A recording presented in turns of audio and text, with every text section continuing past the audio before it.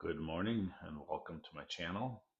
My name is Vitali and I'm glad you're here. I wanted to share a little bit with you.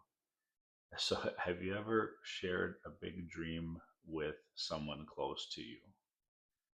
Maybe it's just something you're thinking about, maybe it's just an idea or something you're thinking about. And maybe you were surprised at the lack of enthusiasm from the person, or maybe they shot your idea down and you were hurt by that. So, just want to share with you, you are in good company. This is a kind of a not much talked about topic in terms of Jesus in the Bible, but I want to share with you today from Mark 3. It's Mark 3:20. Then he went home, and the crowd gathered again so that they could not even eat. And when his family heard it, they went out to seize him, for they were saying, "He is out of his mind." So there's a few of these passages, and I'll touch on them, but it's the idea that his family came out here, and it says that when they heard about this gathering, all these people that were around him, that nobody could even have a seat to eat, they went out to seize him, for they were saying he's out of his mind. Jesus is losing it. So here, the family of Jesus is essentially attempting an intervention with him.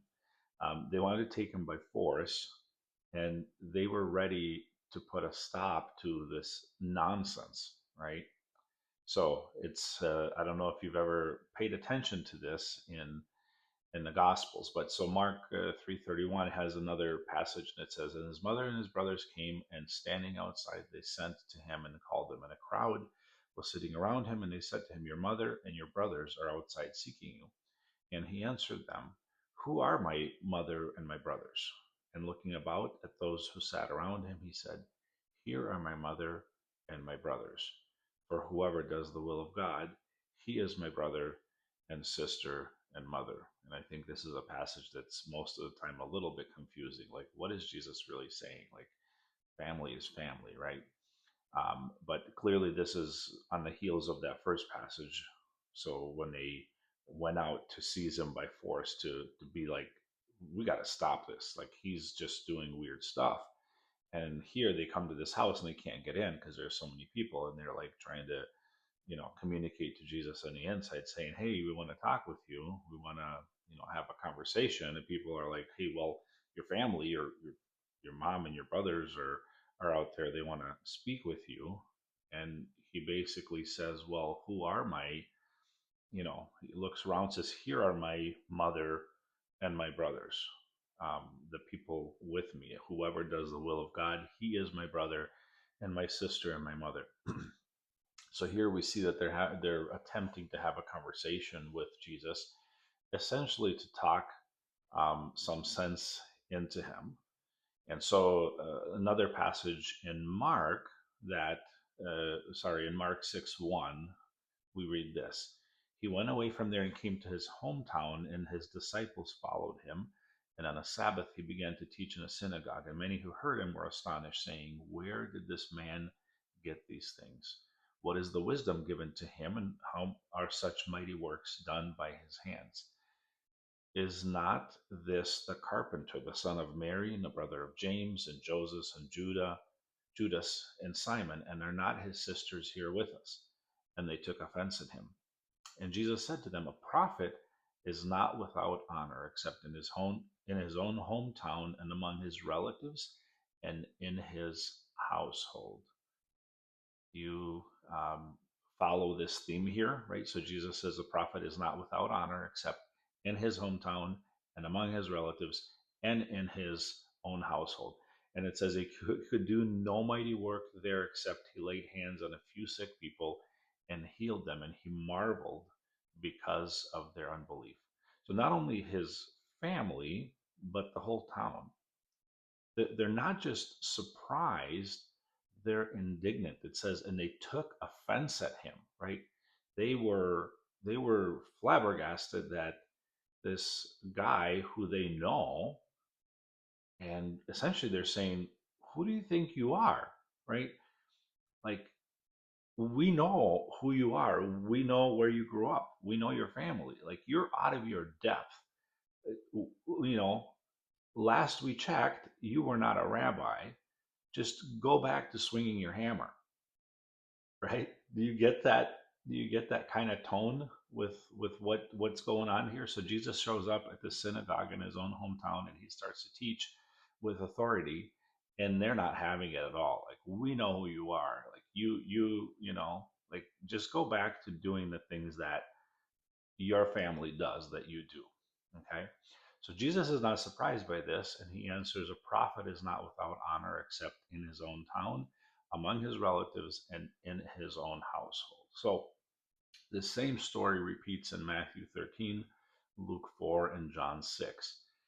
So it is not surprising. It's human nature. So maybe it's jealousy, maybe it's envy, maybe it's just genuine concern by family who wants to make sure that their son, their brother is okay and isn't going to get hurt in some sense, in some way. Maybe that he isn't going to cause something weird to other people, right? So what is my point in sharing this video?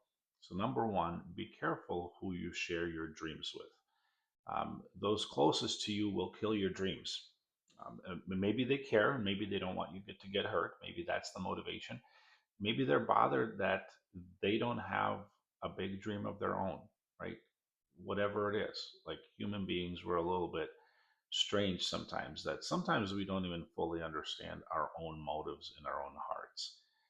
Number two is that big things will not be easy. And by definition, things that require a dream are big things, right? So if God is, so this would be number three. If God is calling you into something big, be prepared to face opposition. I think we see that from this story very clearly, that Jesus faced significant opposition very early on, and we only really think about it as like from the Pharisees, but he faced it from his own family that thought that he was out of his mind to be preaching and to be doing whatever he was doing, right? He was raised to be a carpenter, so like, that was a perfectly good and noble profession to stick to. He didn't need to go out there and gather these crowds and do this stuff that nobody understood. And number four, make sure that your dream is not a delusion. Okay, so there's a subtle difference. And maybe some would say that any dream is a delusion until you achieve it, right? So that is a potential. Like, if what comes to mind is watching some of the American Idol shows where, um, people who have absolutely no business singing were led to believe they're actually good singers by their family, because their family supported them wholeheartedly, and they get up there and it's a train wreck.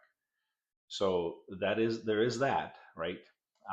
But when God puts something big on your heart and is causing you to think about, and causing you to move forward with something, know that you will face opposition, and know that many good people close to you will not share that. And so, if you're looking for that support, you will have to look outside of your inner circle. That is a proven scripture that we read, and we find out that Jesus lived out in his own life. All right, if you got anything out of this, please comment, share what dreams you have, what things you think about. Maybe you can share an experience that you've had that validates my point. I'd love to see that. And if you would share and like and subscribe, I would certainly appreciate it. And we'll see you in the next one. Take care.